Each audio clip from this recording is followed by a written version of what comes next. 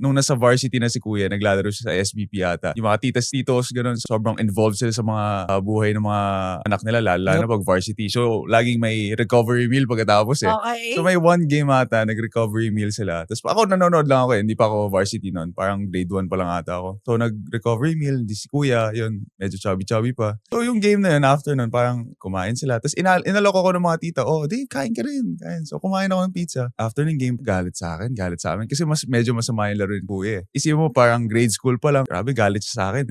Akala ko kay kuya lang eh. Kasi syempre siya yung naglalaro. Nadamay ako. Sabi, Dave, ikaw, hindi ka na naglaro, kumain ka pa ng pizza. Sabi ko, so, Nakikain ka. Hindi ko imagine kay Lakay. sa bahay, may treadmill kami doon. So sabi niya, pag uwi mo, mag-treadmill ka doon ha. Involved talaga in how much he wants and nakikita niyo siguro yung potential sa amin. Kasi syempre, now that I'm at the age I'm at, if ever I have a kid in the future, kung makita ko yung potential, syempre ipupush yung kid ko. Let's sabihin niya sa akin kung ayaw niya mag-basketball or something like that. Syempre. Hindi mo naman naramdaman na pag hindi ako nag-basketball, lagot ako, ganon. Hindi Wala naman. namang ganon. Hindi naman. More of pinupush ako na, gusto mo ba talaga?